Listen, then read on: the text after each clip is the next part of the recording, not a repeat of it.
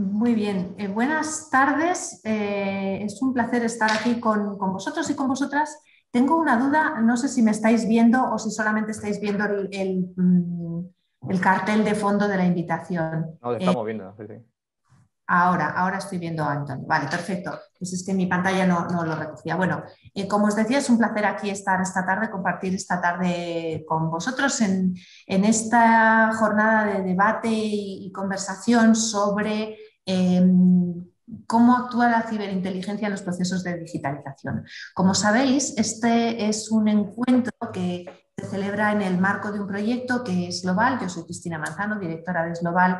Está organizando desde hace unos meses en colaboración con la Embajada de Estados Unidos en España, a los cuales quiero agradecer el habernos invitado a participar en este proyecto, y con un conjunto de universidades públicas de todo el país. El interés del proyecto, el objetivo del proyecto es involucraros a vosotras y a vosotros, a la gente joven, en conocer mejor y entender mejor cuáles son los desafíos a la seguridad en un entorno cada día más cambiante y cada día más nuevo. Y como el propio título de la sesión de hoy implica, en cuestiones que muchas veces no nos planteamos como ciudadanos y que sin embargo tienen una incidencia enorme en nuestro día a día.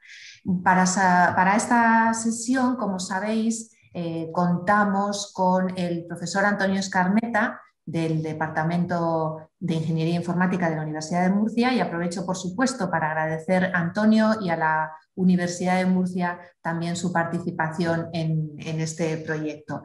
Tenemos también con nosotros a José María Blanco Navarro, que es el jefe de inteligencia de Prosegur y además es profesor en la Universidad de Comillas, y a Michael Debold, que trabaja en Intel 471 también en cuestiones de inteligencia.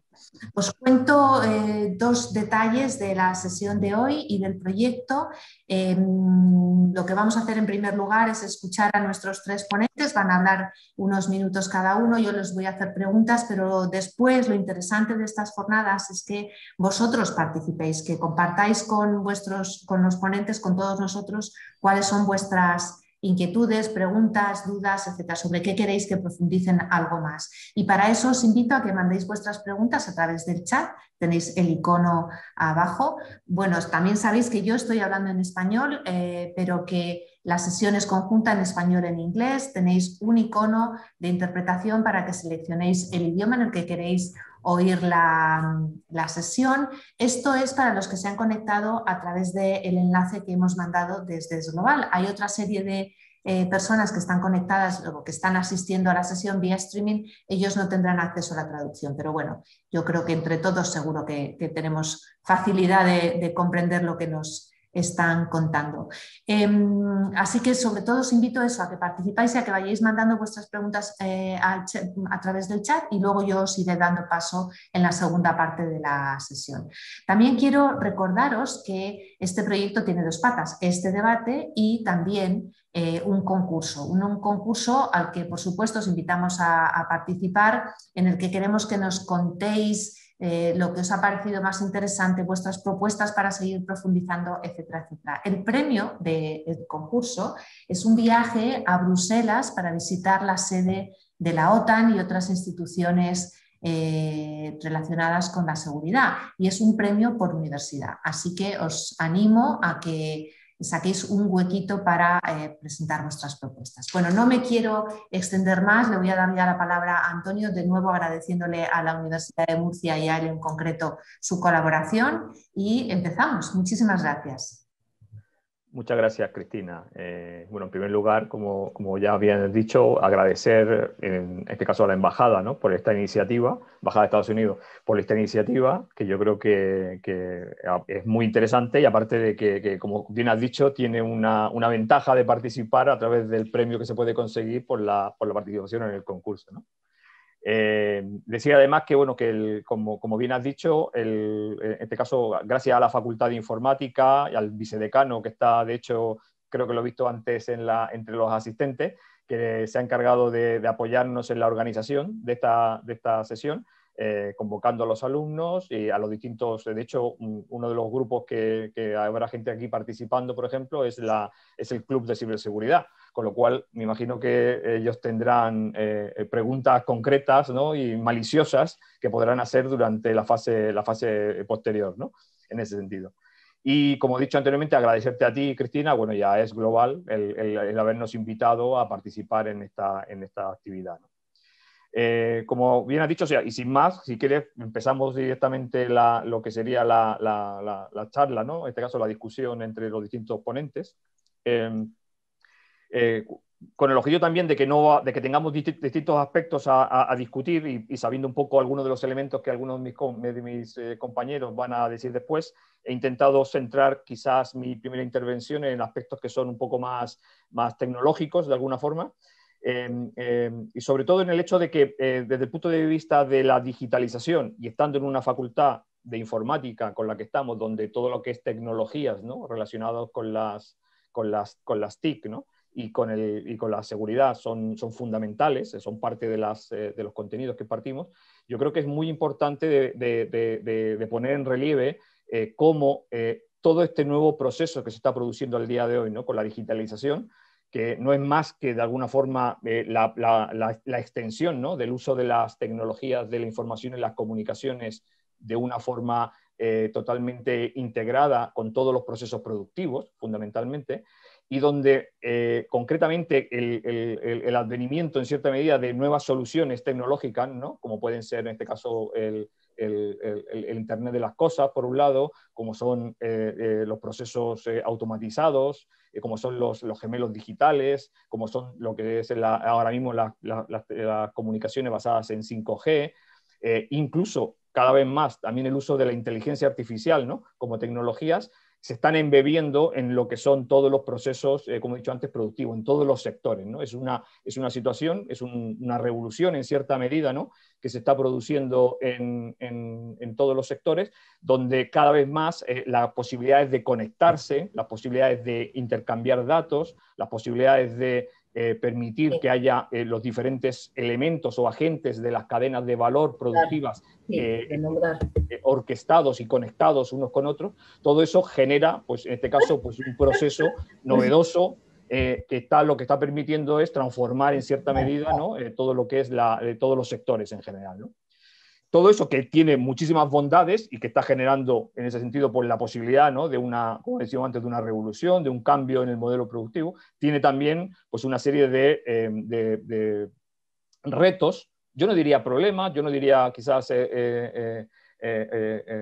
restricciones, sino que más bien retos que hay que solventar, ¿no? Y uno de ellos, obviamente, tiene que ver con lo que es el impacto de la seguridad de los sistemas, ¿no?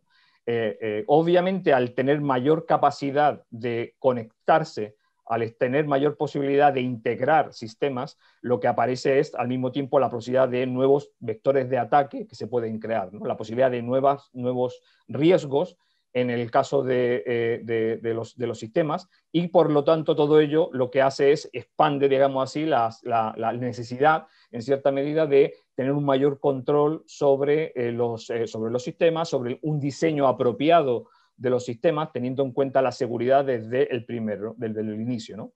De hecho, uno de los grandes problemas que siempre se plantean es que cuando se diseñan los sistemas informáticos, estamos hablando, todos lo sabemos y, digamos así, ha sido un hecho que es muy extendido, es que los aspectos que tienen que ver con la seguridad muchas veces se dejan para el final, ¿no? Si se diseña la solución, se ve que es funcional, que es correcta, pero al final muchas veces no se tiene en cuenta el impacto que puede tener los temas relacionados con la seguridad, ¿no?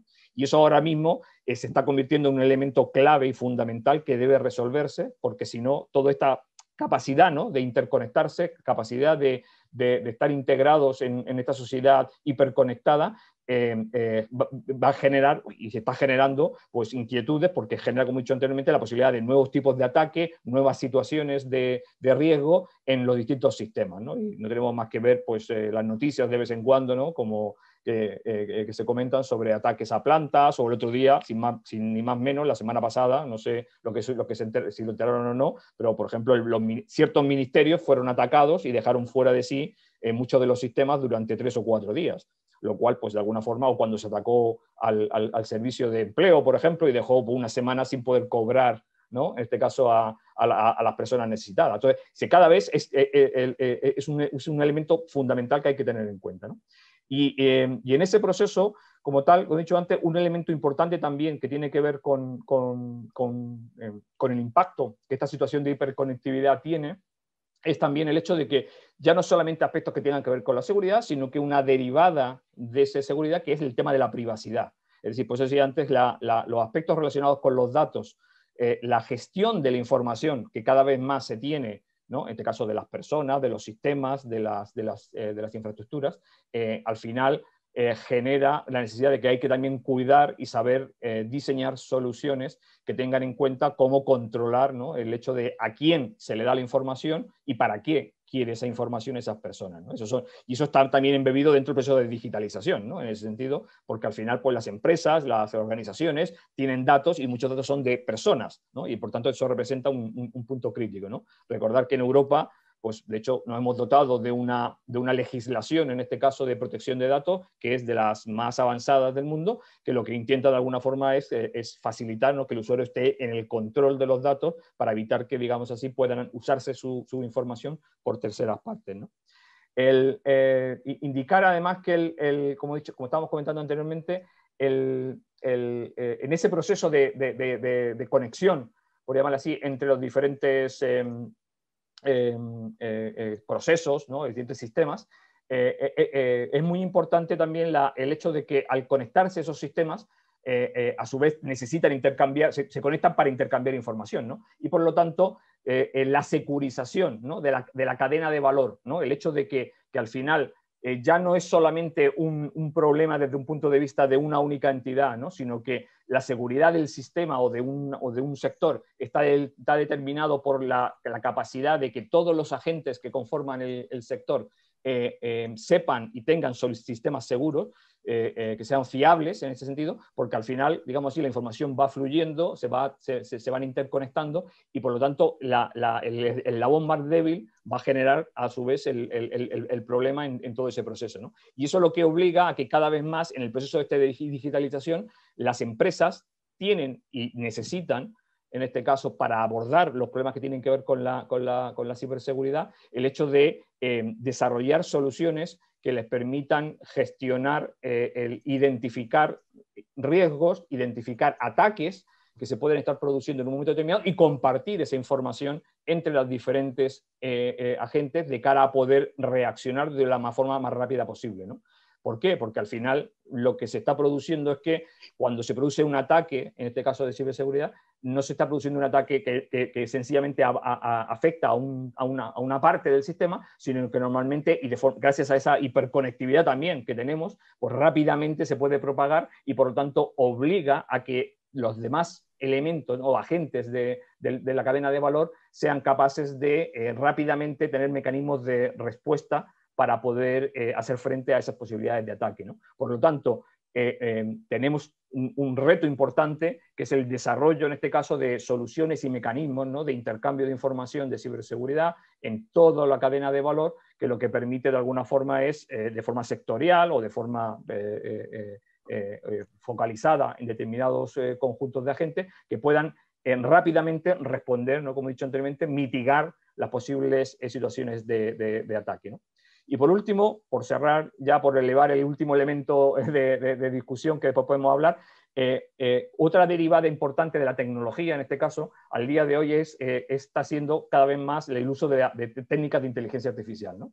Como saben, la técnica de inteligencia artificial al final es un conjunto, una pléyade, ¿no? de distintos tipos de algoritmos, de diferentes tecnologías, pero que fundamentalmente ahora han cogido otra vez vuelo, digamos así, ¿no?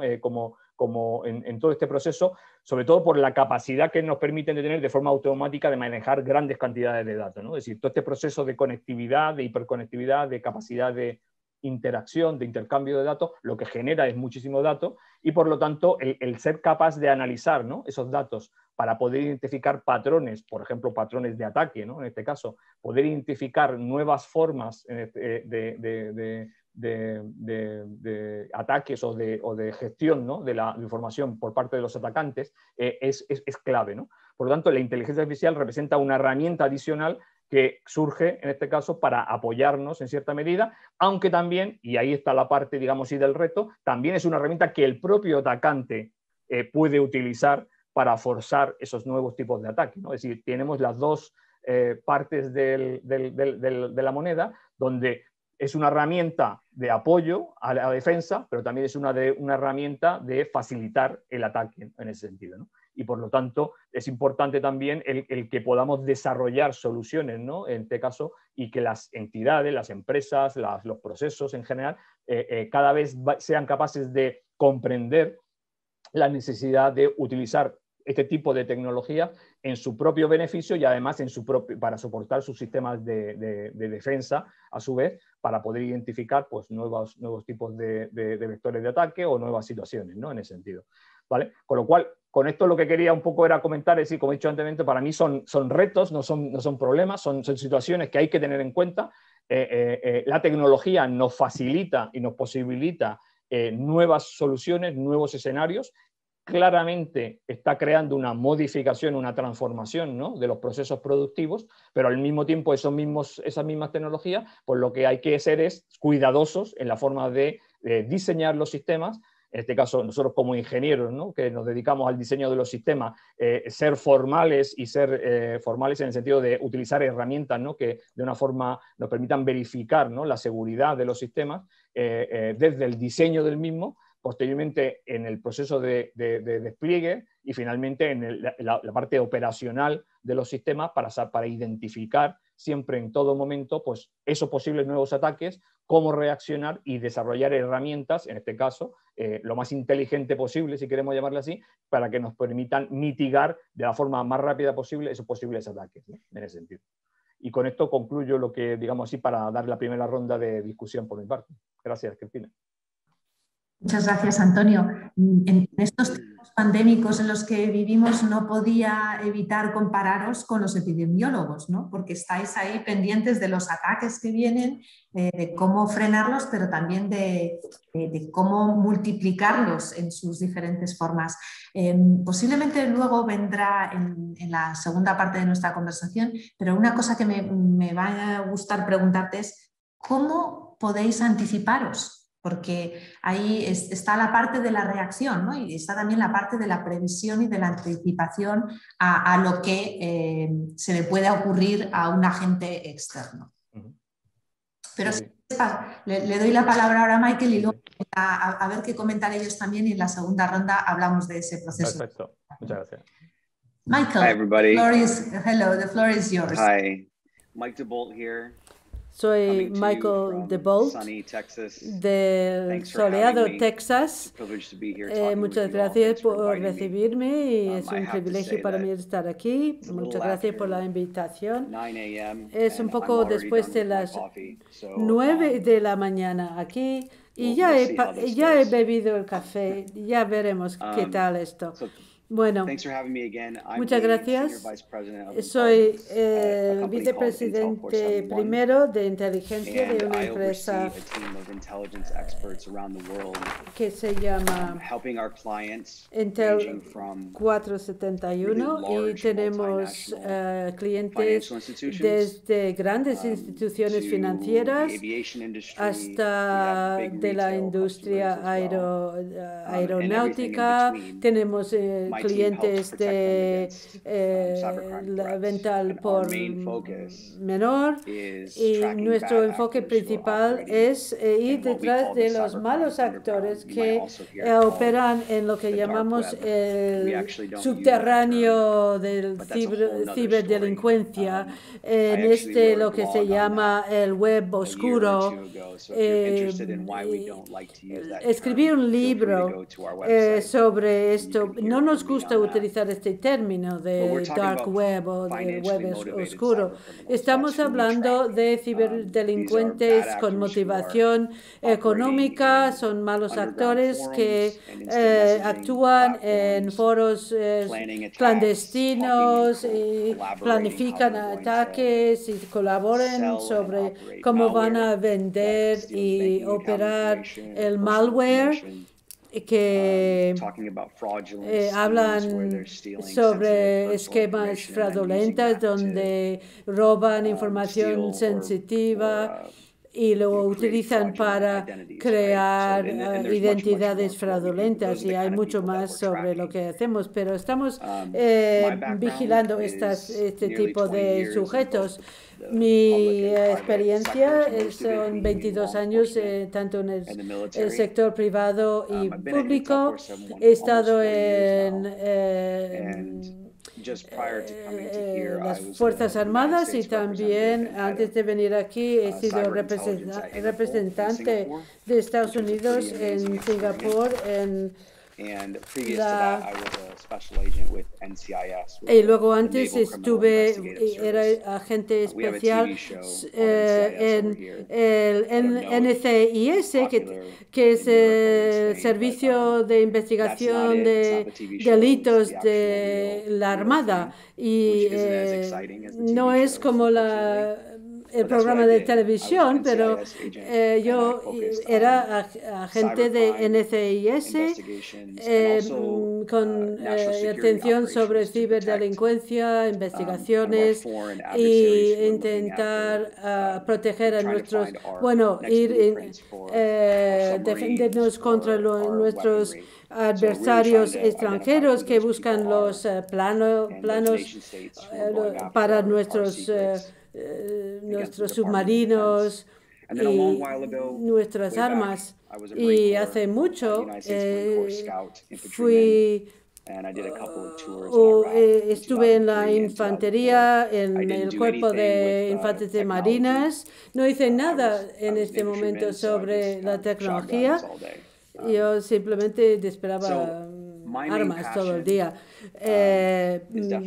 Mi pasión es la ciberseguridad, pero dentro de este ámbito es la inteligencia sobre ciberdelincuencia. Esto significa la identificación de los malos y conocer mucho quiénes son, cómo funcionan, cómo operan, saber cuáles son sus motivaciones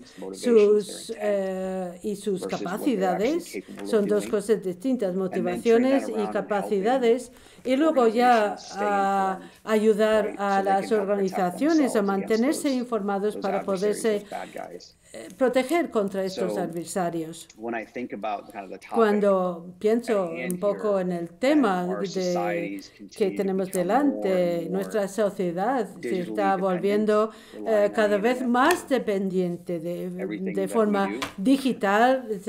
Depende del Internet sobre todo lo que lo veo de primera mano. Vamos a ver constantemente nuevas amenazas. Son actores sofisticados, malos actores, que están siempre buscando y encontrando formas creativas para encontrar nuestro dinero, robar nuestra información confidencial. Y yo pienso que el conocer el adversario es muy importante, y yo creo que es el punto más importante de esta charla.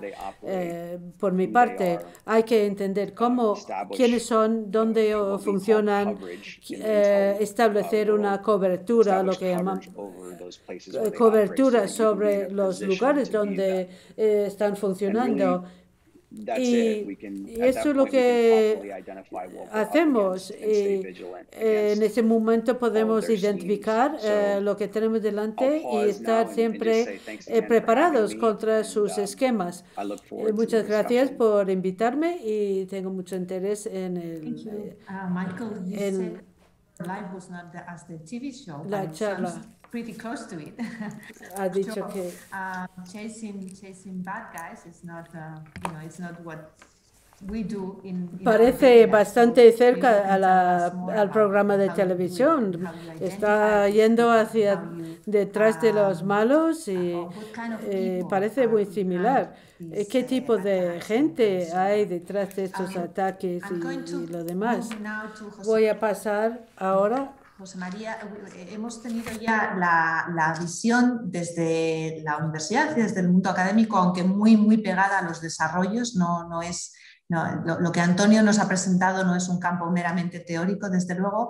Ahora Michael nos ha contado también su experiencia desde la práctica y tenemos a José María que está en los dos mundos, ¿no? Está tanto lidiando con la seguridad dentro de una empresa como transmitiéndoselo a una serie de estudiantes. José María, ¿cuál es tu visión, tu primera visión de todo? Hola, buenas tardes. Pues nada, en primer lugar, muchísimas gracias por la invitación. La verdad es que sigo mucho AIS Global desde hace años. Es un placer ya contactar. Es un placer también volver a contactar con la Embajada de Estados Unidos, con quien ya tenía contacto en mi época en Guardia Civil, dirigiendo el Centro de Análisis y Prospectiva.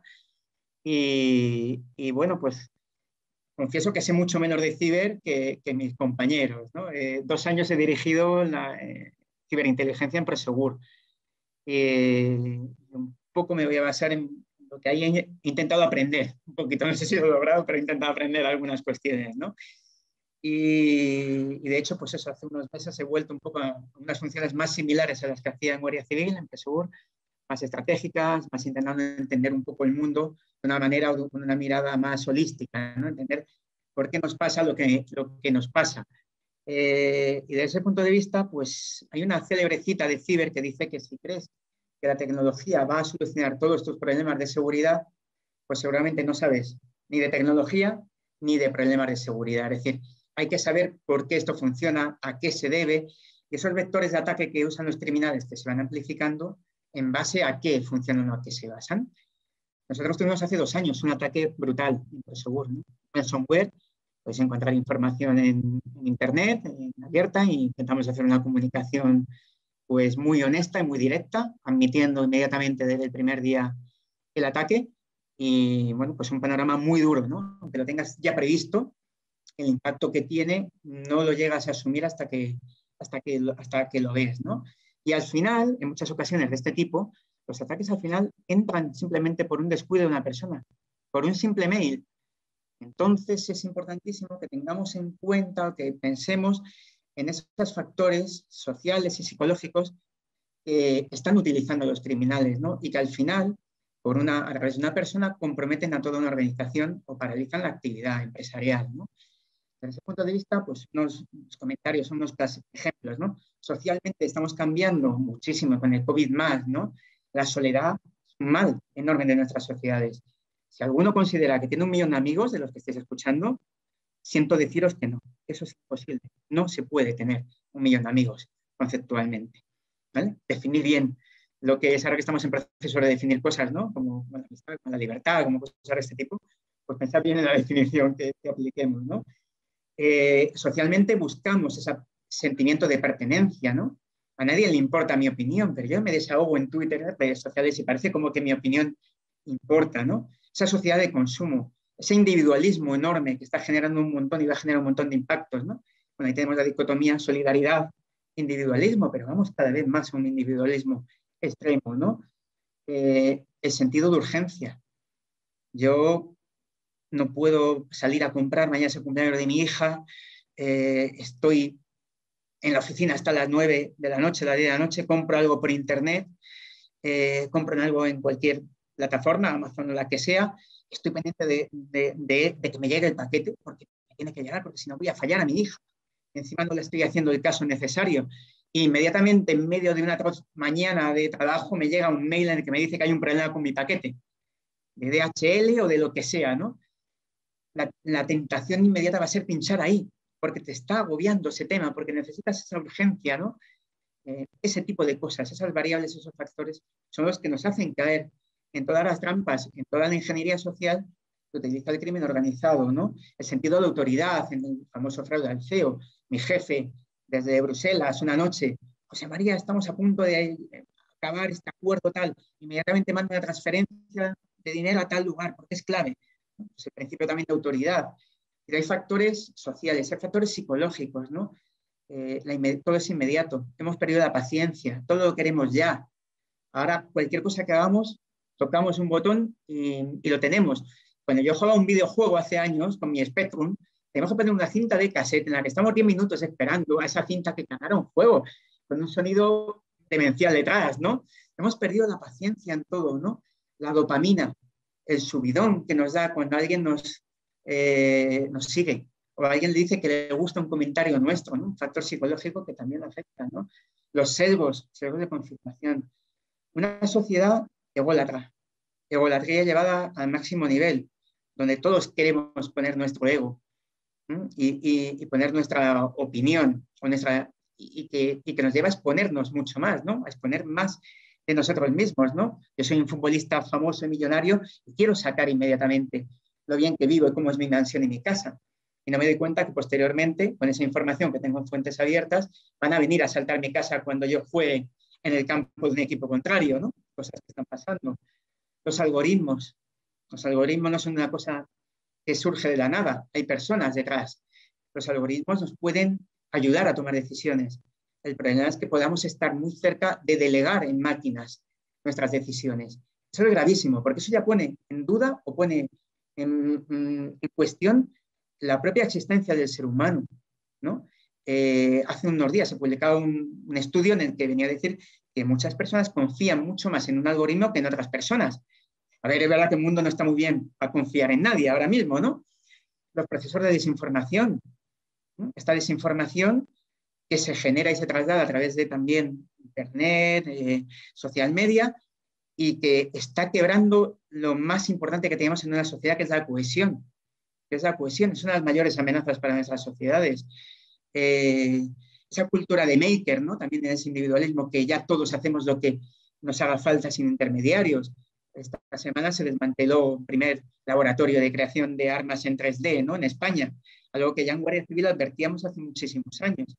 Es decir, estamos en un mundo en cambio absoluto, en cambio brutal, donde todo el aspecto tecnológico, internet y ciber tiene unas connotaciones enormes también en seguridad.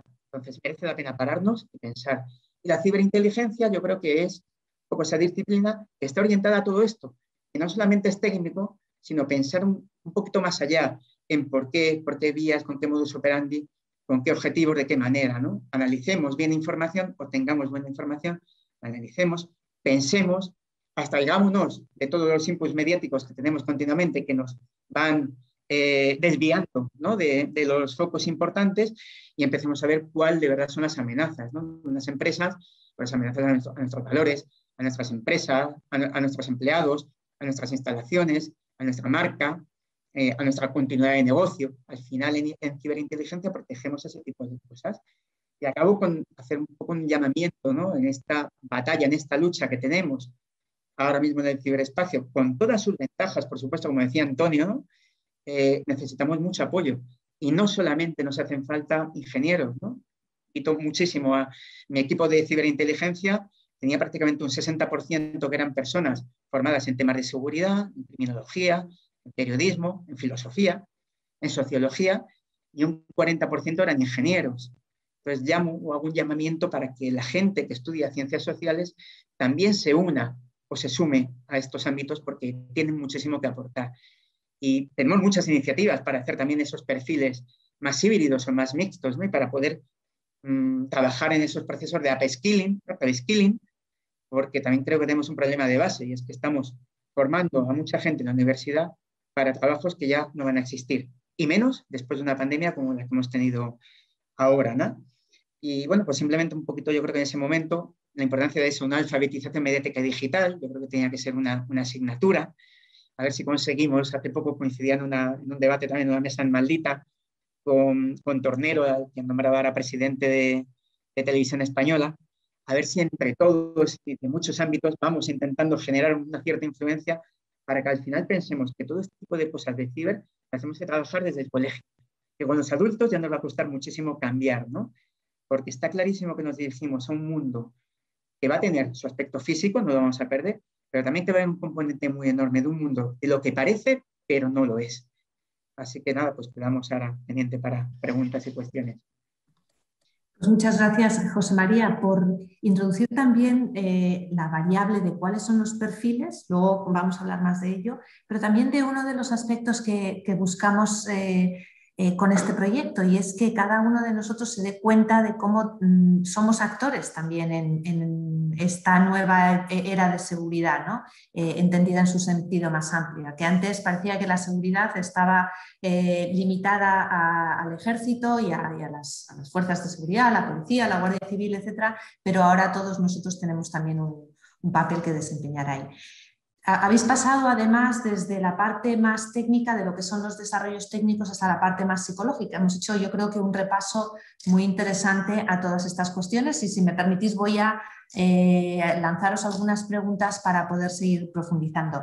Antonio, como hablábamos al principio, has hablado de cómo en los puros desarrollos tecnológicos hay que concebir la seguridad como uno de los pilares iniciales, ¿no? Y yo te preguntaba cómo es posible. Una cosa es preparar los sistemas para la seguridad ante las amenazas que conocemos, y te preguntaba, ¿y cómo es posible prepararlos ante las que no conocemos? Porque otra de las características de nuestro tiempo es esta velocidad continua de cambio en todos los sentidos.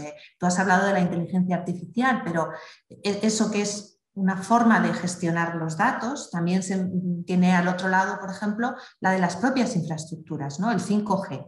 Y ahí jugamos con variables muy diferentes. Entonces quería eso, que nos contara cómo trabajáis desde la propia concepción antes del desarrollo, claro, de los sistemas de seguridad cuando no conocemos estas amenazas. Sí, hombre, de hecho, lo que has comentado es clave ahora mismo, ¿no? Es decir, el poder desarrollar sistemas que sean adaptables, ¿no? O adaptativos, si queremos llamarlo así, ¿no? Y que puedan enfrentarse a situaciones que no estaban originalmente diseñadas es fundamental, ¿no? Eso lo está demostrando ahora mismo todo lo que es el proceso que estamos mirando de la conectividad y de la digitalización, ¿no? Entonces, para eso fundamentalmente ahora mismo, bueno, hay varias apuestas en ese sentido, ¿no? Es decir, depende un poco también de la concepción de los diseños, ¿no? Pero en general, una de las áreas que se está trabajando muchísimo ahora mismo es, como he dicho antes, el dotar una cierta capacidad de inteligencia. A mí muchas veces no me gusta decir la palabra inteligencia, ¿no? Quizás en inglés es más fácil, la palabra smart es más propia, ¿no? Es lo que diríamos el listo, ¿no? Es hacer un poco más listos, ¿no? los sistemas, de tal forma de que de alguna forma sean capaces de, por un lado, tener, a partir de como dices tú, de los posibles riesgos y amenazas que ya se conozcan, ¿no? Obviamente ser capaz de, obviamente, poner diferentes formas, ¿no? De enfrentarse a ellos cuando se den, pero también la otra parte de la parte adaptativa que he dicho antes es la capacidad que puedan tener los sistemas de, en la medida en que identifican, ¿no? Una posible situación que no estaba prevista, ¿no? En el diseño, tener mecanismos para recuperar o consultar en cierta medida, ¿no? Ciertos componentes, en este caso, que pueden ser bases de datos, que puedan ser sistemas, de tal forma de que puedan identificar si alguien, por eso es la parte que he dicho antes de la importancia también de la comunicación, ¿no? Que alguien pueda haber visto esa situación de antemano, de tal forma que les permita de alguna forma saber cómo tienen que reaccionar, ¿no? Y en el peor de los casos, la capacidad que tienen que tener los sistemas para actualizarse en cierta medida, ¿no? Es decir, la visión que se está teniendo cada vez más es que los sistemas, y como tal mi sistema puede ser un software, puede ser un sensor, ¿no? un Internet de las cosas, tengan que tener la capacidad de mantener la seguridad durante todo el ciclo de vida, que es lo que se llama, ¿no? Es decir, que desde el diseño original, donde tú ya, partiendo de los conjuntos de los riesgos, ¿no? O los posibles ataques conocidos, puedas diseñar una solución que los cubra, como también el hecho de que durante la parte de operación del mismo puedan ser capaces de, en algunos casos, ante alguna situación no identificada originalmente, rápidamente detectarla y, por lo tanto, bloquear, en cierta medida, algunas de las funciones, y en caso de que vean que eso es más grave de lo que sean capaces de identificar, ser capaz de rápidamente recuperar una actualización, si existe, de sus sistemas, ¿no? Hacer que los sistemas sean vivos, ¿no? Al final, nosotros muchas veces comparamos últimamente con la idea de que al final todos estos componentes, todos estos sistemas, todos estos programas, ¿no? Que antiguamente eran como algo estático, cerrado, etcétera, ¿no? Se convierten prácticamente en un ser vivo, ¿no? Es decir, que tienen su ciclo de vida, ¿no? Desde el nacimiento,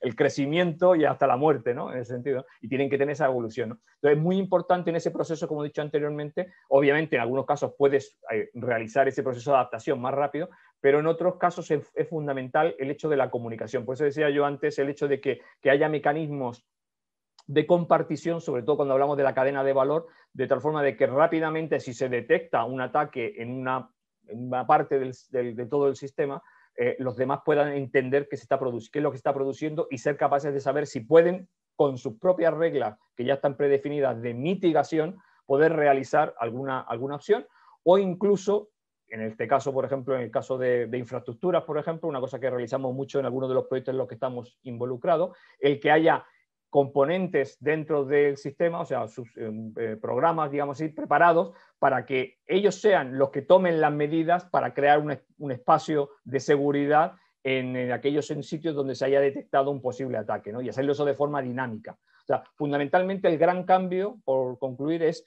la capacidad que tienen que tener los sistemas de ser dinámicos en sus reacciones. Es decir, bien por ellos mismos, bien porque haya otros componentes, en este caso, que sean los encargados de adaptarse a esas situaciones, a ese ataque, en este caso, y para ello, y para detectar y mitigar, como hemos dicho anteriormente, es clave ahora mismo el uso de inteligencia artificial, es decir, de utilizar algoritmos, inteligencia artificial, o vamos a ver, si somos más específicos, en algunos casos, pues sistemas de aprendizaje, de machine learning fundamentalmente, que intenten de alguna forma identificar a partir de la situación, de los eventos que se están produciendo, identificar si se parecen o no a alguna de las situaciones que ya se conocían, y si no son así, pues tener mecanismos de reacción, ¿no? Fundamentalmente de la forma más dinámica posible. Obviamente eso no es sencillo, pero en el sentido que estamos hablando además de un aspecto relativamente avanzado, ¿no? Digámoslo así, de las soluciones, pero es donde tiende ahora mismo, ¿no? casi todos los enfoques que se están realizando en los desarrollos de los nuevos sistemas, ¿no? Es decir, esa capacidad de adaptación, ¿no? Adaptación al contexto, a las nuevas situaciones y proveer mecanismos de mitigación, en algunos casos aprendidas o en otros casos que puedan obtener a partir de otros elementos que les ayuden dentro de esa infraestructura, ¿no? Básicamente. Entiendo por lo que estás contando que los perfiles que os dedicáis a eso sois técnicos, sois informáticos, etcétera. Sí, no, pero me ha gustado mucho lo de José María, porque cada vez más a la hora de abordar estas soluciones tienen que ser soluciones multidisciplinares. Es decir, hay mucho técnico, obviamente en el caso nuestro sí, porque son desarrollo, pero en esa toma de decisión, en esa, como se ha dicho antes José María o incluso Michael, a la hora de identificar, ¿no? Tienes que conocer un poco, tienes que ser un poco capacidad de entender de psicología, en cierta medida, ¿no? De entender las situaciones, ¿no? que se pueden producir y cómo reaccionar ante ellas, ¿no? En ese sentido. Y para eso necesitas equipos multidisciplinares. Por ejemplo, en nuestro caso, en algunos de los proyectos de seguridad en los que estamos, trabajamos mucho también, por ejemplo, con gente de derecho. Como decía anteriormente, ¿por qué? Porque algunas veces las medidas que puedes tomar tienen que tener en cuenta elementos como legislativas o, como decía antes, de temas relacionados con la privacidad, donde tecnológicamente puedes resolverlas, pero en algunos casos tienes que tener en cuenta que hay unas restricciones a la hora de poder resolverlas en ese sentido, ¿no? Y para lo cual necesitas el punto de vista de aquellas otras personas que están. En otro proyecto que estamos ahora mismo trabajando, por ejemplo, tenemos con sociólogos, justamente porque desarrollar soluciones de seguridad, en este caso, implica también saber quién va a usarlas y, por lo tanto, entender mejor cómo esa persona, como decía José María, es decir, va a ser capaz de reaccionar ante una situación de inseguridad, en este caso, o de un ataque, ¿no? Por lo tanto, no puedes darle una solución ingenieril, ¿no? A una persona que va a tener un perfil que no lo es tal, con lo cual necesita tener, a lo mejor, pues, una serie de mecanismos que sean mucho más sencillos, mucho más directos y que sean acordes al tipo de reacción que va a tener en ese sentido. Con lo cual, cada vez más, y eso sí que es fundamental, es la creación de esos equipos multidisciplinares que puedan abordar todos los aspectos que tienen que ver con un posible incidente, que al final es lo que se está produciendo, ¿no? y al cual tienes que reaccionar. Pues quiero enlazar precisamente ese comentario, que a su vez enlaza con lo que contaba José María, con mi siguiente pregunta a Michael, porque él nos ha contado las diferentes fases de su carrera, que es como un continuo, pero al final también son cosas muy diferentes. Y quería preguntarte, Michael, what kind of skills? What kind of skills? If you need to hire someone today, or what kind of skills would you recommend? ¿Qué tipo de habilidades buscan para cuando se busca un miembro del personal o alguien que quiere convertirse en un agente de ciberseguridad? ¿Cuáles son las cualidades que se busca en las personas para trabajar con ustedes en esta nueva área? Muy buena pregunta. Y quería dar un paso hacia atrás porque lo que usted ha dicho, Antonio, creo que es muy importante respecto a tener la mentalidad de seguridad en las primeras etapas, tanto desde el punto de vista de ingeniería, la ingeniería de diseño de nuevos sistemas y nuevo software, pero también desde el punto de vista de la inteligencia. En la industria, a lo largo de los últimos 10 años, hemos comprobado que ya no es viable esperar que los ataques te lleguen. Es demasiado tarde en estos momentos.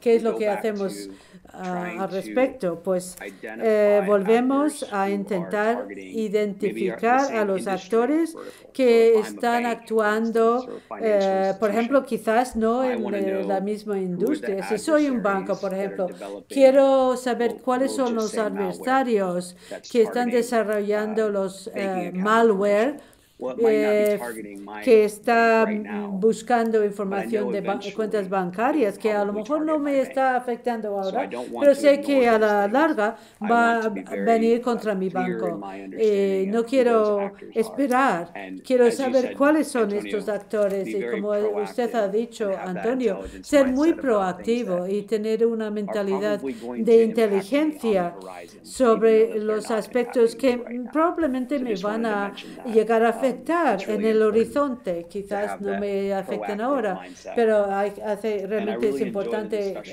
tener esta mentalidad de proactiva. Y también me gusta esta conversación sobre el enfoque multidisciplinar. En mi equipo tenemos ingenieros, personas que tienen un enfoque más técnico, entienden el malware. También tenemos personas en el equipo que tienen experiencia en la defensa contra estos malware. Estamos intentando desarrollar una visión de 360 grados de la escena entera, desde el punto de vista de los actores malos y de los clientes y del posible víctima. Y creo que una cosa que no se ha mencionado todavía es la información. Es muy bueno que tengamos toda esta información maravillosa, lo hemos recogido, tenemos inteligencia sobre desarrolladores de malware que pueden tener un impacto en el futuro. Tenemos toda esta información, lo entendemos, cómo lo articulamos, cómo la comunicamos a las personas que necesitan tomar medidas frente a esto en nuestras organizaciones. Y por tanto necesitamos una capa de traducción. No todas las personas técnicas van a poder comunicarlo de una forma que permite la actuación. Y lo que hemos hecho, una de las cosas que hemos hecho es que hemos cogido gente con títulos de periodismo, de comunicación. A lo mejor no son muy técnicos, pero trabajan muy de cerca con las personas de la tecnología para poder extraer la información importante para poderlo comunicar a los defensores para tomar acción.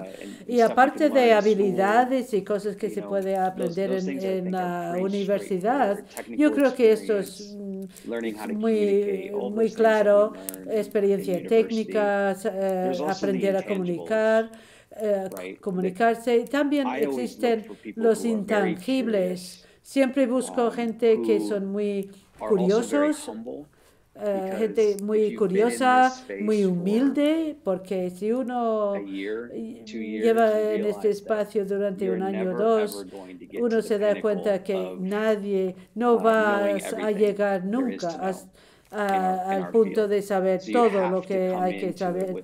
Hay que tener un sentido de humildad, y una vez que uno se sale de la universidad y se mete en este cambio, no es el final, es el comienzo de aprender cosas nuevas. Hay que estar dispuesto a leer cosas nuevas, porque la realidad es que nos gusta hablar de la inteligencia artificial, es muy importante, pero al final del día estamos tratando con gente detrás de un teclado, el elemento humano. Creo que José María hablaba de las ciencias sociales y que hay que entender el elemento humano. Esos adversarios van a ser creativos. Es como un partido de Jerez. Y tienen motivación financiera, y siempre va a haber una motivación, y nuestro trabajo como defensores es poder estar poder ser tan creativos e incluso más creativos que los adversarios, y esto hay que tener cierta humildad, también motivación y entusiasmo. Y estas son cosas que yo buscaría, y lo he visto que han tenido buenos resultados, y durante queremos darle a los malos con palos. Michael contrataría a un hacker en algunas empresas. Esto ha sido una cosa que se hace generalmente, hablando de esta mentalidad de pensar en defensores y atacantes.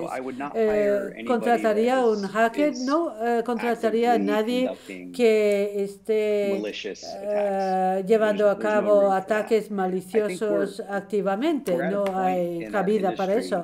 Pero creo que en nuestra industria quizás esto hubiera sido aceptable hace 10 años, porque los candidatos, había menos candidatos, y estábamos tomando riesgos en la industria, pero en estos momentos estamos en un punto que yo puedo conseguir un candidato de la misma formación, que ha pasado por la universidad y tiene las habilidades y la experiencia, o incluso gente que sale ahora sin experiencia, que han hecho sus proyectos suplementarios, pero muestran las habilidades y las posibilidades sin haber hackeado redes y robar cosas. Eso, quizás la respuesta corta es que no contrataría a un hacker que está llevando a cabo actividad maliciosa, pero yo creo que la curiosidad y el entusiasmo son factores importantes. En parte con esto y con cosas que dijiste al principio, José María, comentaste que los ataques pueden venir del gesto más sencillo, como recibir o enviar un email que no debíamos enviar o recibir. También has hablado del impacto de nosotros como individuos, ¿no? de cuestiones como la soledad, el individualismo, los cambios en nuestras sociedades. Y de alguna manera todo eso nos refiere también a la situación por la que estamos pasando, a toda esta pandemia de COVID-19, que además ha acelerado tremendamente muchos procesos de digitalización. Para los grandes no, pero desde luego en el terreno de la educación lo hemos visto, todo lo que implica teletrabajo lo hemos visto, y esto supone nuevos desafíos, ¿no? Cómo gestionar la seguridad de teletrabajadores, o de una empresa, mejor dicho, cuando una buena parte de sus empleados están teletrabajando.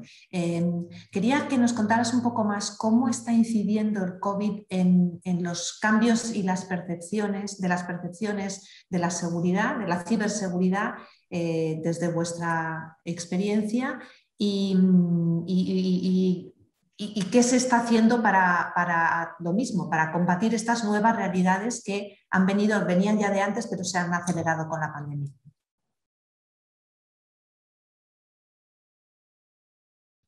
Estás en silencio. Eso, pandemia o COVID no como algo que vaya a suponer un cambio absoluto, sino como un acelerador, ¿no? Ahora tenemos que ver mucho también desde el punto de vista también de ciencias sociales, qué cambios van a ser coyunturales y qué cambios van a ser estructurales. Es evidente que volveremos a tomar cañas, a quien no le dejen, volveremos a tener actividad social, volveremos a los teatros, volveremos a los conciertos, pero hay otros aspectos que a lo mejor están cambiando, ¿no? Y el problema es que ahora, claro, esto nos ha llevado a hacer del hogar nuestro caparazón, ¿no? El hogar es nuestra fortaleza. Nos hemos metido en nuestra casa y ese era ha sido el entorno más seguro que tenemos. Es más, hasta el punto de conocer a vecinos, aunque fueron unos días, ¿no? Cuando salíamos a los balcones, ese espíritu que se nos perdió muy prontito. Pero bueno, conocimos y sentimos ese entorno como el que más seguro podemos estar. Claro, ahí mezclamos todo, ¿no? Mi salón ya es mi oficina, es mi lugar de ocio, es mi centro de compras, es mi centro de todo tipo de decisiones, gimnasio, absolutamente todo. Y eso está afectando a todo, porque al final estamos compartiendo espacio y compartiendo medios para un montón de funciones totalmente diferentes, a veces con los mismos medios, ¿no? Pues, y dando o ampliando muchísimo los vectores de ataque. Pues a mí me gusta hacer deporte, pues ya no puedo ir a hacer una media maratón. Entonces me apunto a maratones y media maratones virtuales. Y esas me tengo que descargar una aplicación. Y esa aplicación toma mis datos. Y mis datos, claro, curiosamente, cuando yo empiezo a trotar, es desde la puerta de mi casa, ¿no? Ya hemos tenido casos de ese tipo con soldados americanos, ¿no? En zonas de conflicto como Afganistán y demás, de filtración de ese tipo de datos. Por lo tanto, esa mezcla de vivienda y casa es brutal y eso nos está ampliando muchísimo todos los vectores de ataque, al margen de un bajo nivel de formación y de concienciación, ¿no? Las empresas se van concienciando a base de ciberataque, ¿no? Luego es muy importante también tener desde el punto de vista ya no solo el nuestro, sino el de los criminales, ¿no? Los criminales son inteligentes, tienen medios, el crimen organizado pues tiene los mejores blancadores, los mejores abogados, los mejores no, pero muchos buenos, porque pueden pagar todo ese tipo de servicios. ¿Os acordáis? ¿Habéis visto alguno de la gente joven, algún atraco en un banco que no sea en una serie de televisión o en La Casa de Papel? Porque yo he visto de niño atracos en bancos y ya hace muchos años que no veo un atraco en un banco, no hace falta. Es muy importante un concepto, una cosa que diferenciamos en cibercrimen, que es el Cyber Enabled Crime, que son los crímenes de toda la vida, los delitos de toda la vida, pero que Internet y las tecnologías las facilitan. Pues el acoso. Antes a un niño te acosaban en el colegio, pero te ibas a casa y ya te dejaban en paz. Ahora no. Ahora, con este mundo de Internet y digital, el acoso es continuo, ¿no? Los fraudes de todo tipo. Y luego estaría el Cyber Dependent Crime, ¿no? Aquellos crímenes o aquellos delitos que se basan en el uso de nuevas tecnologías o sistemas de información, ¿no? Ransomware, malware. Claro, las empresas, lo que estamos viendo es un incremento enorme en ambos ámbitos, tanto en el de Cyber Dependent Crime, pero también muchísimo en el de Cyber Enabled Crime. El fraude de toda vida, el timo de la estampita llevado a la actividad específica de cada empresa o de cada sector. Ahí es donde juega mucho un valor bastante importante el analista de inteligencia pues más clásico, quizá más de ciencia social. Por ejemplo, pues nosotros tenemos que proteger cualquier amenaza que tenga una empresa que se genere en el ciberespacio, cualquiera. Hemos llegado a hacer investigaciones sobre fraude en cápsulas de café. Y a la empresa a lo mejor no le importa ni siquiera la falsificación de las cápsulas económicamente. Le importa que no se genere un problema de salud pública que afecte a su imagen, a su marca. En el sector energético, el fraude es personas que te ofrecen en Internet llegar a tu casa y tocar el contador. Con unas tenazas, un precinto para que pagues menos la factura. En el ámbito inmobiliario, ofertas de viviendas ocupadas o fraudes vinculados a vivienda. Claro, son muchas amenazas de carácter social que están utilizando Internet y las nuevas tecnologías. Por ahí deriva esa situación. Entonces, ahí a nivel empresarial estamos teniendo ambas facetas incrementándose muchísimo y, por supuesto, soluciones las clásicas que ya eliminarían un montón de porcentaje de ataques, que son actualizaciones, copias de seguridad, atención ante el phishing. ¿Y cómo las podemos apoyar? Siempre con dos vías. El factor humano, formación, concienciación, y el factor tecnológico. La tecnología nos genera amenazas, pero es la solución contra esas amenazas. Y además es una sociedad muy evolucionada gracias a la ciencia y a la tecnología. Pues el tema de tecnología, algo tan simple como poner en un mail que te llega externo una alerta, un aviso, ten mucho cuidado, mucha atención antes de clicar en un link. Cosas de ese tipo. O sea, a veces las soluciones son mucho más sencillas incluso de lo que pensamos. Pues muchísimas gracias también. Tenemos un par de personas que han hecho preguntas y les voy a dar la palabra a los dos, primero uno, luego otro, si os parece, luego contestáis conjuntamente y después, pues si hay más preguntas, hacemos una segunda ronda. Así que sin más, le voy a pasar la palabra a Alejandro Cano, que la había pedido en primer lugar. Alejandro, por favor. Muchas gracias, Cristina.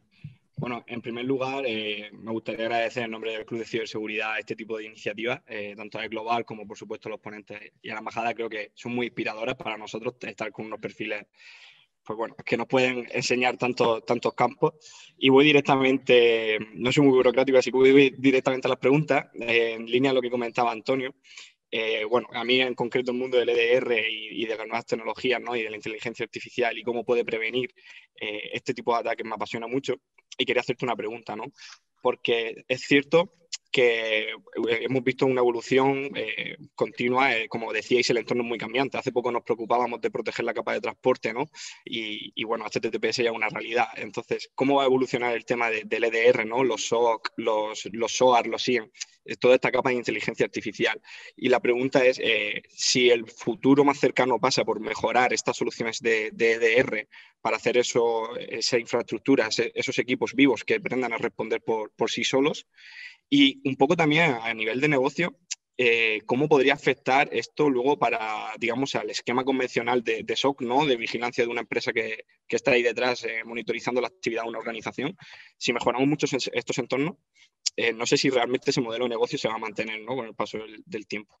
Y por si pasaba por mejorar estos procesos que están en marcha, estos SOAR, estos EDR, o si va más allá, ¿no? Y estamos buscando una solución más avanzada. Bueno, luego tengo otra pregunta que he ido tomando notas a medida que iba transcurriendo el debate. Iba apuntando que no se estaba hablando del factor humano y me ha dado mucho gusto cuando ha llegado José María y lo implementé, y bueno, lo ha comentado, ¿no? Porque a veces los perfiles técnicos pecamos siempre, ¿no? De hablar de cosas técnicas y nos olvidamos de ese factor humano que es ultra importante. Y quería preguntar en esta ocasión, ¿cómo podemos mejorar el factor humano más allá de lo que es la concienciación del usuario clásica o del phishing simulado o de formarlos? Porque hay soluciones o hay líneas de investigación sobre estudiar anomalías en el comportamiento del usuario para saber si es él o no, si su equipo ha podido ser comprometido y si esto afecta a la privacidad del usuario, ¿no? ¿Cómo de aplicable es esto sin vulnerar la privacidad o la intimidad del usuario? Y por último, una pregunta para Michael sobre el tema de la dark web, porque, bueno, que nos cuente un poquito, sí que es un negocio que cada vez es más creciente, ¿no?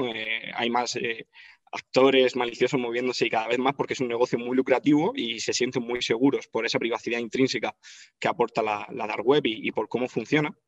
Y me gustaría saber, en su experiencia o en su opinión, por dónde se puede atacar más directamente este problema, ¿no? En un futuro cercano. ¿Qué mecanismos disponen, digamos, los buenos para intentar seguir la pista a los malos en esta red oscura? Disculpad la extensión de la pregunta y muchas gracias de antemano. Muchas gracias, Alejandro. Ahora después contestará también Michael a esa pregunta, pero tenemos pendiente leer la entrada en el blog, que yo me he quedado ahí con la copla, ¿no? Para saber también por qué no tenemos que llamarlo dark web. Le voy a pasar la palabra ahora a Sara.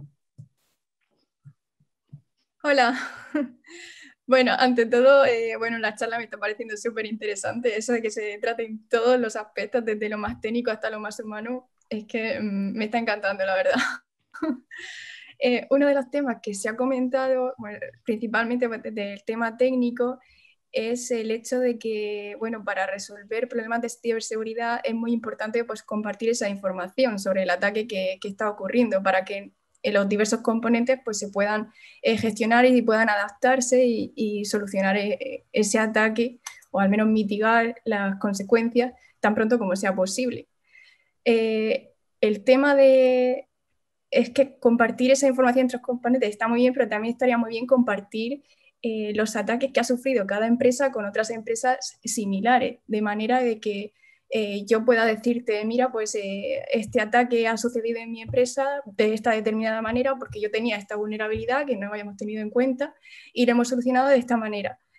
Esta información me parece súper relevante y de hecho en la regulación esta europea que se creó hace poco, el Cyber Security Act, uno de los pilares es el tema de compartir esa información.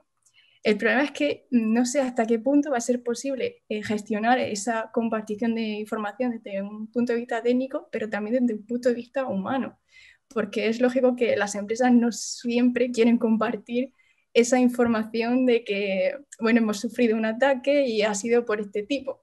Entonces ahí hay un trade-off, como se suele decir en inglés, entre el beneficio común que vamos a obtener si compartimos esa información y mi propia reputación como empresa. Entonces, ¿cómo veis vosotros la solución a este problema? Pues muchas gracias también, Sara, por tu pregunta y os voy a ir dando la palabra, si os parece, Antonio, Michael y José María, para contestar a estas dos primeras y luego pasamos a otra ronda. Antonio. Vale, muchas gracias. Bien, pues bueno, en primer lugar, gracias en este caso al Club de Ciberseguridad, que es muy activo aquí en la facultad y además nos está ayudando indirectamente con el máster que estamos preparando, con lo cual también es de agradecer.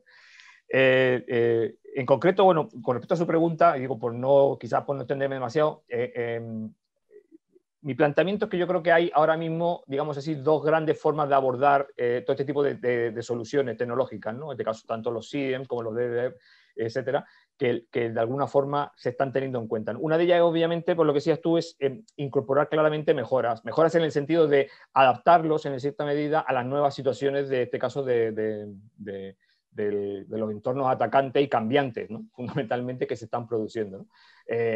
No implica necesariamente que sea por introducir técnicas de inteligencia artificial o no, o sea, también, obviamente, pero que en general yo creo que casi todos ellos cada vez más, por ejemplo, por lo que decías tú, buscan, por ejemplo, mejorar la estructuración, digámoslo así, de cómo gestionar la información y cómo acumular la información que se puede estar produciendo por diversos tipos de escenarios y de posibles ataques, ¿no? Eso es claramente una línea, es decir, ahí hay mucho trabajo, o un trabajo, digamos, irrelevante, ¿no? En el sentido que se está realizando, ¿no?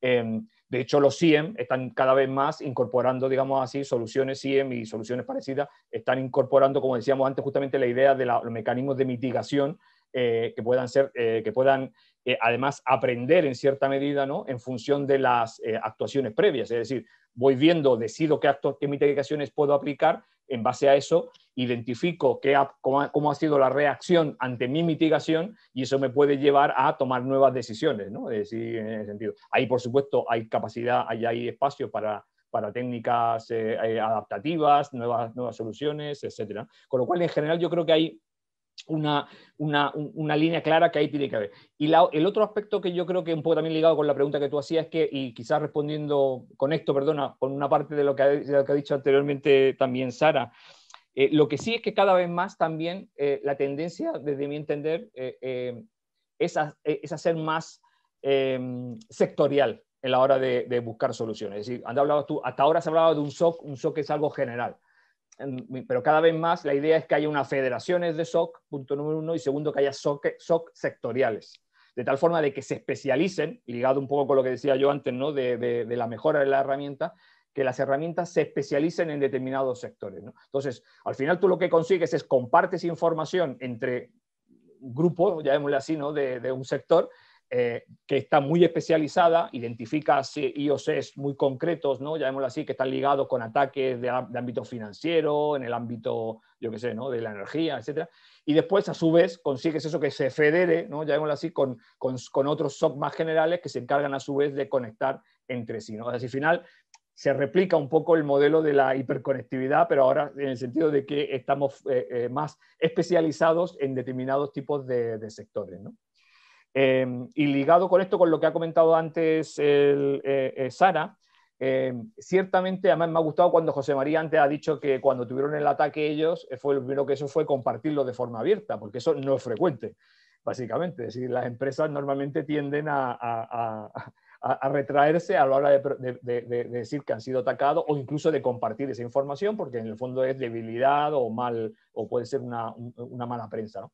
Lo que sí cada vez más, y de hecho en un proyecto en el que estamos ahora involucrados, pues, en el sector financiero, el problema muchas veces es no solamente el hecho de la limitación en el deseo de compartir la información, sino que además aspectos legislativos. Hay veces que es que no pueden compartir información, básicamente, bien porque hay una regulación específica en el país o bien en un sector que les limita la capacidad de compartir información en ese sentido.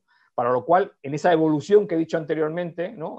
Por ejemplo, una de las cosas que se está planteando es el hecho de que al final no se comparten datos, en ese sentido, datos en el sentido literal de los datos en bruto, sino que lo que se comparten son información, en el sentido de información agregada, modelos, patrones, de tal forma de que al mismo tiempo se consiguen dos cosas. Primero, doy una información más elaborada, que no solamente el dato, sino que un patrón, como ha dicho antes Sara, una identificación de un tipo de ataque concretamente que se está produciendo, pero sin desvelar información que puede ser sensible para la empresa o puede ser sensible para el usuario, en este caso, por la parte que tiene que ver con privacidad, ¿no? Entonces, ese tipo de modelos, como he dicho antes, de especialización, es una de las cosas que y de extensión de los sistemas actuales, está muy en la línea de lo que se entiende que tiene que ser la evolución y permitirá, de alguna forma, pues también tener respuestas, digámoslo así, cada vez más quizás preparadas, ¿no? En ese sentido, más adecuadas a ese tipo de nuevos posibles tipos de ataque, ¿no? Sin necesidad de a lo mejor dar toda la información, que en algunos casos podría ser o peligroso, incluso porque a su vez puedes estar dando demasiada información a quien no debes o a quien no quieres dársela, ¿no? Fundamentalmente. Si os parece, le voy a pasar la palabra a José María, porque enlaza precisamente esta respuesta con una pregunta que también iba dirigida específicamente a él sobre cómo, y también enlazando con lo que decía Sara, ¿no? Esa compartición de la información de los.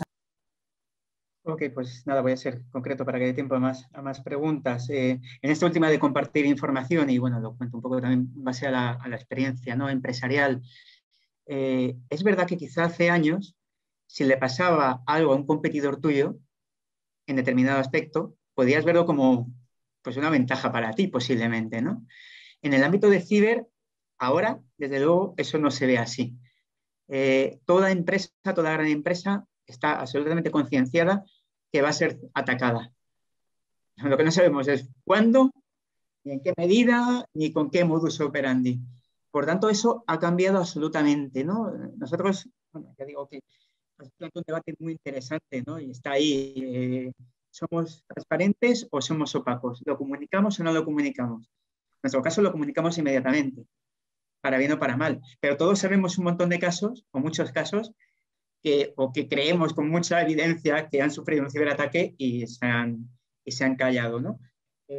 Ahí hay unas obligaciones, ¿no? De comunicación de cualquier tipo de incidente que al final pueda llevar a un acceso a datos personales, y cualquier ataque que se haga a una empresa posiblemente lo lleve, ¿no? Nosotros ahí inmediatamente lo comunicamos pues, a las autoridades pertinentes, evidentemente CCNCERT, INCIBE, los CSIR, pero luego además con nuestros clientes, con nuestros proveedores, porque esto, si te afecta a ti, está comprometido tanto todos tus proveedores como todos tus clientes. Lo comunicamos en toda la cadena, hasta el punto incluso de, bueno, pues compartir lo que llamamos indicadores de compromiso, ¿no? Aquellas características que pueden identificar un ataque, o incluso la propia muestra del bicho.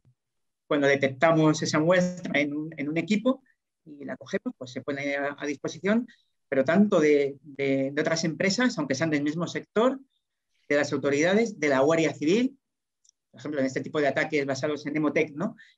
Bueno, pues ha estado vinculada a la Guardia Civil, ha estado luego en contacto con el FBI, con instituciones europeas, porque son grupos transnacionales, bajo mucha opacidad, que no sabemos al final si son de Ucrania, si son de Corea, si son de China, si son de dónde son, ¿no? Y bueno, con un arduo esfuerzo se va llegando a ello. Entonces, compartir sí, cada vez más y además con bastante naturalidad. Otra cosa es la decisión de una empresa de si comunico o no comunico que ha tenido un ciberataque, y una segunda también bastante delicada es si pago o no pago, por ejemplo, en un ataque de ransomware, ¿no? También hay empresas que se considera o estimamos que han podido llegar a pagar, porque de un ciberataque de ese tipo no puedes salir en 2 días ni en una semana.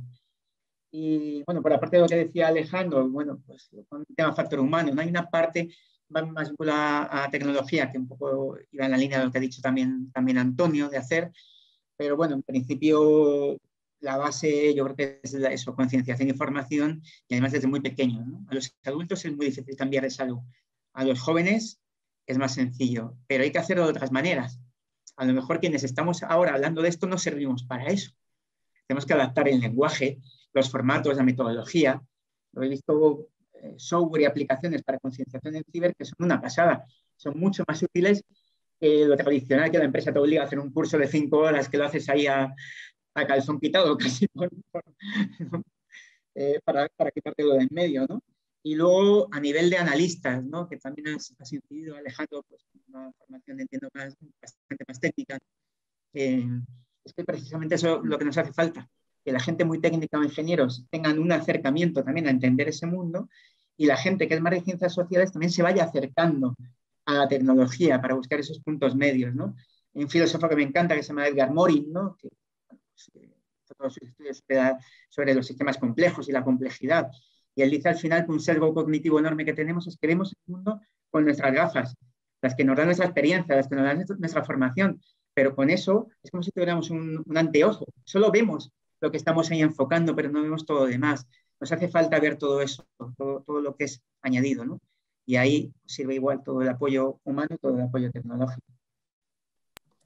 Pues muchísimas gracias. Michael, your turn to answer about the dark web. Michael, it's your turn to speak about the dark web and any other comment you'd like to make. Yeah, there was a lot to that. I actually had some notes here. Tuve algunos apuntes aquí sobre la muy buena pregunta sobre el compartir información, la información, y todo lo que ha dicho José María. Estoy de acuerdo con él, no voy a incidir más sobre el asunto, quizás para subrayar el punto que ya se ha dicho. Esto se está produciendo, esto está pasando. Las empresas y las entidades públicas tienen que fomentar o que hay un entorno amable para el compartir información. Todavía es una medalla de la vergüenza en algunas empresas, en algunos países, a veces es una especie de vergüenza todavía, pero en realidad eso se está produciendo en todos los momentos. A mí acabo de recibir una notificación de que mis auriculares me están fallando. La última pregunta sobre la dark web, sobre el web oscuro, ¿cómo lo interrumpimos? Parte de mí dice que si uno lo puede averiguar, pues venga a trabajar conmigo. Pero eso se tiene en relación con la primera pregunta, que es, en tanto en cuanto los actores tienen motivación, no vamos a eliminar la ciberdelincuencia del mundo. Si hay dinero para ganar, va a existir. Va a haber foros, siempre los actores van a comunicarse entre sí y planificar sus ataques. Y para actuar en contra hay que saber dónde operan, saber tener una familiarización muy concreta sobre cómo funciona el mercado. Nosotros miramos lo clandestino, cibernético, a través de un sistema estructurado, lo vemos, es interoperable, hay compradores y vendedores, algunos de ellos rivalizan sus programas de marketing, pueden rivalizar cualquier empresa del Fortune 500, tienen mucha sofisticación. Es cuestión de identificar a los que permiten esta actividad. Uno de los claves son los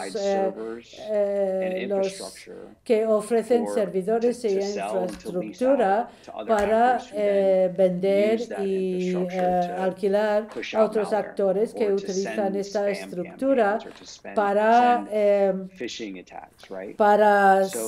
lanzar ataques de phishing, etc. Vamos hacia, lo llamamos aguas arriba, buscamos los posibilitadores, estos proveedores de servidores, de infraestructura, cómo funcionan ellos, y si se puede actuar contra ellos y ellos no pueden funcionar, entonces hay un efecto cascada, y esto hace más difícil las cosas para los actores.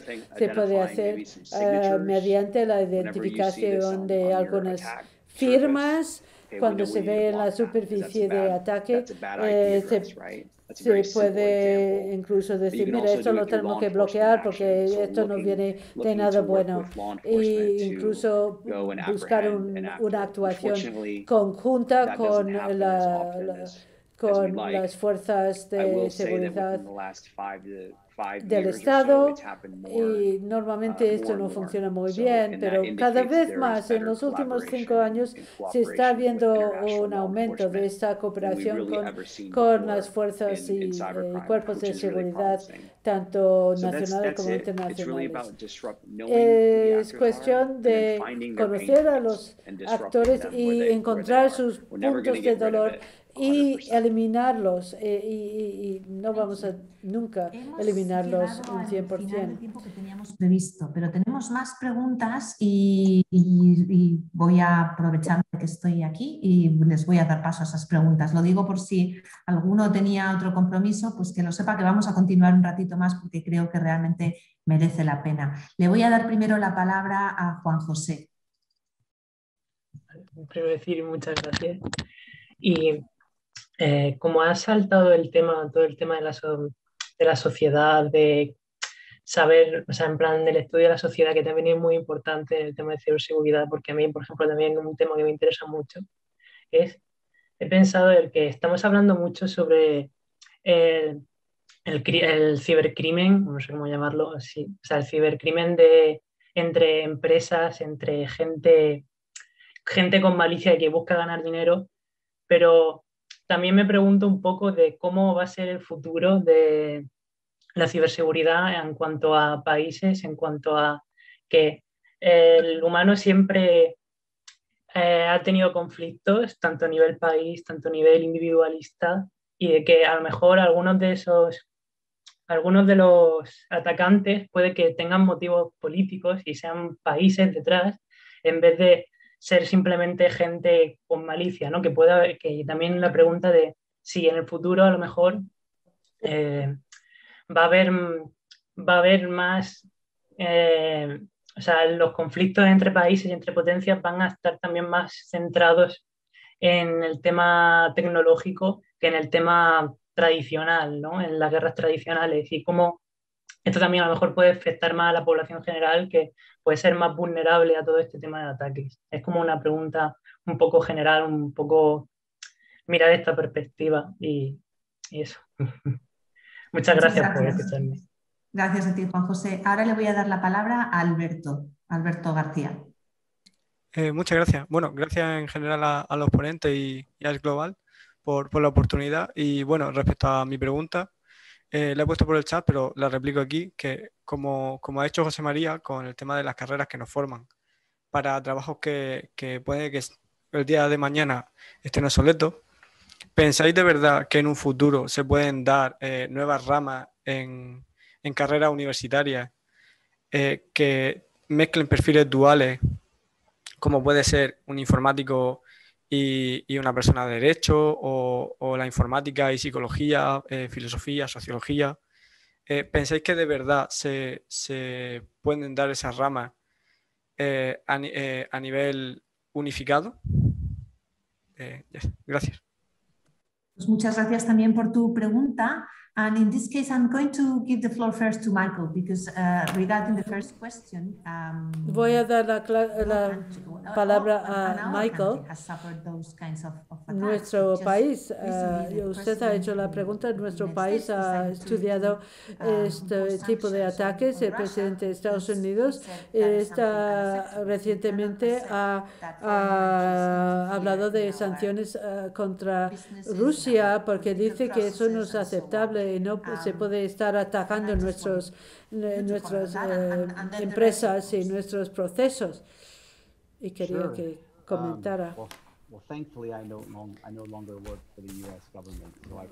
Afortunadamente ya no trabajo para el gobierno de los Estados Unidos y puedo ser un poco más abierto.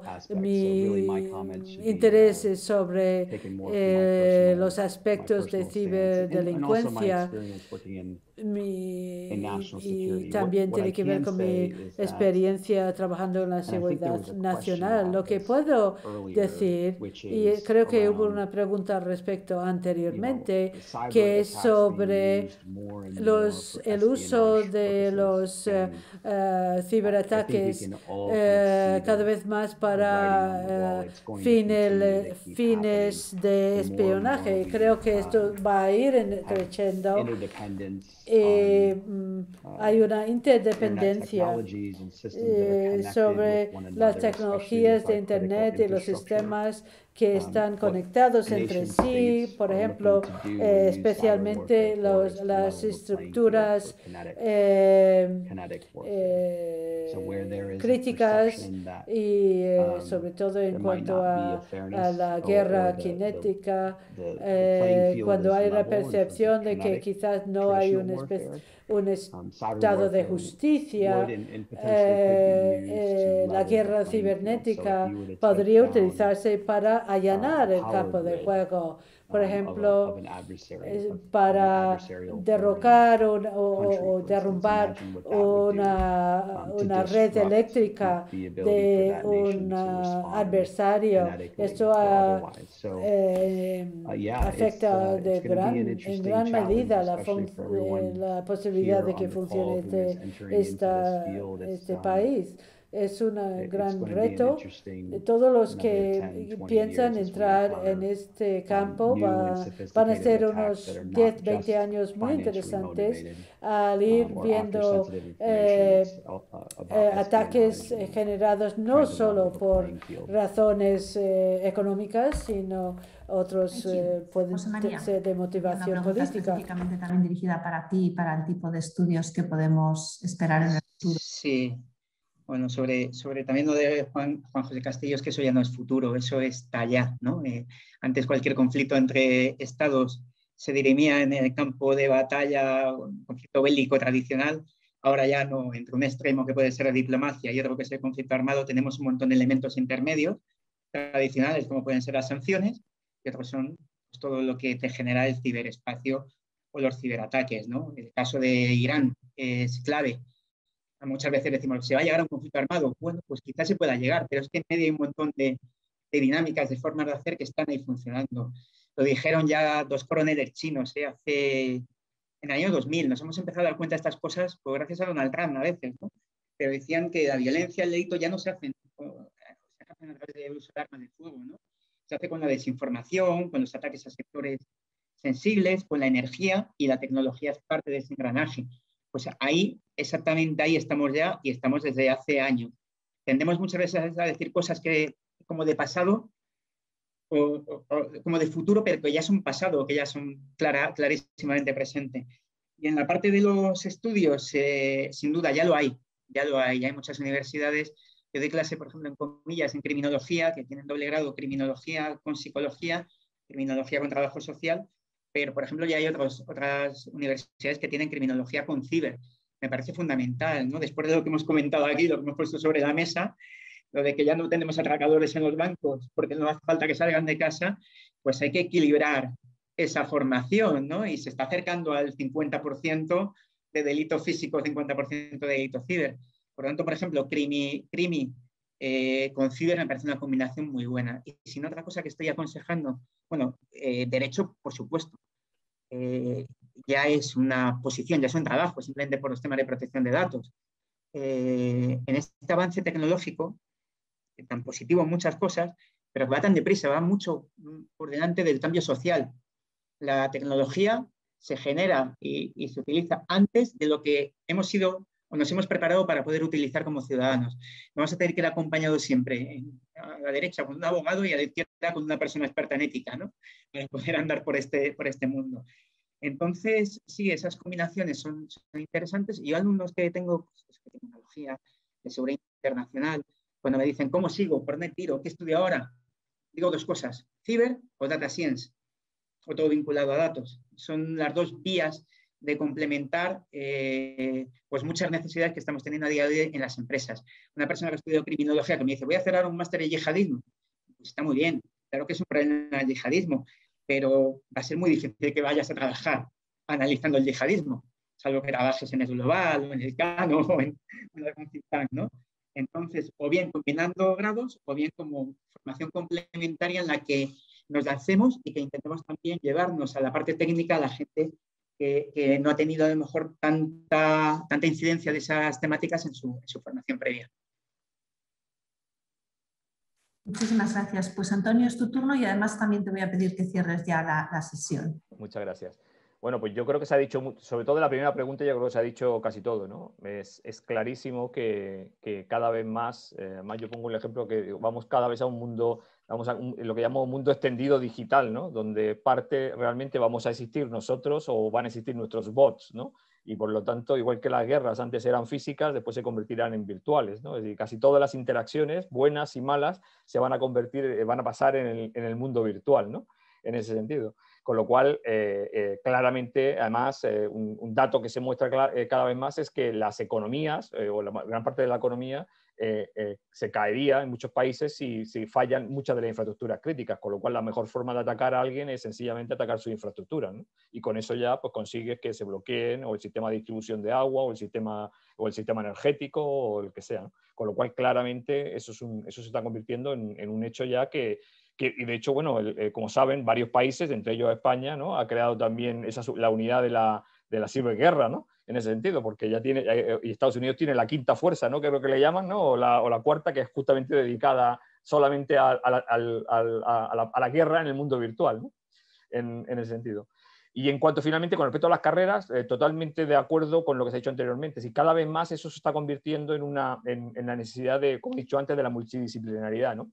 Y en ese sentido, obviamente ahora es mucho de carreras, de combinar carreras, ¿no? En algunos casos muy específicos, pero incluso más, es decir, hay una tendencia, es lo que se llama el modelo de las universidades europeas, que se está planteando un poco ya los primeros pilotos, y es el hecho de que el estudiante sea capaz de crearse su propio perfil, es decir, que al final lo que se quiere obtener es un conjunto de capacidades, de destrezas, y que esas destrezas se las puede obtener de múltiples formas, que es un poco lo que decía José María, es decir, yo las puedo conseguir porque he hecho una asignatura muy específica de una tecnología o la puedo conseguir porque he hecho una asignatura que me lo enseña desde la perspectiva del derecho, ¿no? O desde la sociología.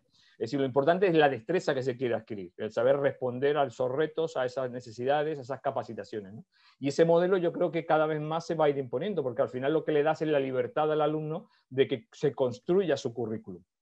Es decir, no existirán carreras A, B, C y D, ¿no? Sino que existirá una mezcolanza, ¿no? Un tutti frutti, en cierta medida, que siempre y cuando obviamente se cumplan unos mínimos y haya un conjunto mínimo de capacidades y destrezas que se adquieran, ¿no? Y yo creo que esa tendencia es un poco en la línea de lo que estamos comentando, es decir, cada vez necesitamos más esa multidisciplinaridad, esas diferentes perspectivas, y además cada uno, cuando todos ustedes han estado en las carreras o cuando yo era alumno, pues hay cosas que te gustan más y cosas que te gustan menos, ¿no? Y a lo mejor te gustaría que algunas asignaturas te las diesen o fuese con otra perspectiva, ¿no? Si tuviese esa posibilidad de encontrar esa asignatura que me enseña lo mismo, pero desde la otra perspectiva, a mí me haría feliz el alumno, y al final pues generarían mejores profesionales también, al final, ¿no? Con lo cual yo creo que esa tendencia cada vez más va en esa dirección.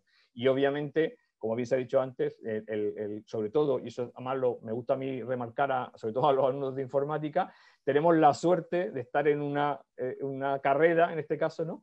Que tiene unas capacidades, primero, de transformar en la sociedad muy importantes y que es ahora misma pieza central de casi todo lo que es este proceso que estamos hablando de la digitalización, ya que hoy estamos hablando de digitalización, es el proceso de digitalización, ¿no? Donde la ciberseguridad, como hemos visto, pues es una de las patas, pero hay otras muchas patas y ahí vamos a estar, ¿no? Es decir, y es donde tenemos donde podemos y vamos yo creo que a generar estos nuevos profesionales que van a estar los mejores adaptados para esta transformación que se está produciendo. Y yo creo que con esto, si quieres, Cristina, pues vamos a cerrar ya, porque ya además no hay ninguna más pregunta y nos hemos pasado un rato. Yo sobre todo quiero agradecer muchísimo, en este caso, primero a nuestros oyentes, ¿no? En este caso los que están directamente por Zoom y los que he visto que están también conectados a través de la televisión de la Universidad de Murcia, en este caso, que como saben se estaba retransmitiendo en streaming. Agradecer a nuestros ponentes, porque primero ha sido agradable y además yo creo que muy complementarios y por lo tanto ha sido yo creo que enriquecedor para todos, y por supuesto a nuestra encantadora, en este caso moderadora, y a S-Global y a la Embajada por habernos podido permitir participar en esta actividad, ¿no? Que espero que podamos repetir otros años porque estamos encantados de poder colaborar en este tipo de iniciativas. Y sin más, si quieres, Cristina, por si quieres recordarle a los alumnos el que presenten sus proyectos. Pues sí, por supuesto. Muchísimas gracias, Antonio. Yo reitero los agradecimientos a vosotros tres, a ti, a José María, a Michael. Para mí ha sido interesantísimo y creo que para todos los que estábamos atendiendo también. Por supuesto, a la universidad de nuevo y a la embajada. Como dices, recordaos y invitaros a que participéis en el concurso, que hay un interesante premio detrás. Y también quería invitaros a leer S-Global, porque no desde el punto de vista de los estudiantes de informática, sino con una visión más global, pretendemos también contribuir a este tipo de debates. Y esta misma semana, por ejemplo, hemos publicado un artículo sobre algo muy relacionado con esto que estabais hablando, ¿no? Y es cómo los algoritmos discriminan. Y discriminan por cuestiones como las que habéis hablado, ¿no? Por los datos que los alimentan, por cómo se programan esos datos que los alimentan, ¿no? Y también esa discriminación tiene implicaciones de seguridad, ¿no? A la hora de tomar determinadas decisiones, a la hora de proteger o de vigilar, etcétera, etcétera. Así que bueno, os invito a que leáis S-Global, os vuelvo a agradecer a todos la presencia y la colaboración, os invito a que participéis en el concurso y nada más, hasta la próxima. Solo recordaros también, perdonad lo último, que esta información la tenéis disponible en la página correspondiente al proyecto en S-Global y de esta sesión en concreto en el apartado que corresponde al debate con la Universidad de Murcia, y ahí también colgaremos el vídeo. Si alguien luego quiere volver sobre lo que hemos hablado, ahí vais a tener toda la información. Muchísimas gracias y buenas tardes, buenos días, Michael, en Estados Unidos. Thanks, Michael. Muchísimas gracias. Placer. Bye bye. See you. Thank you.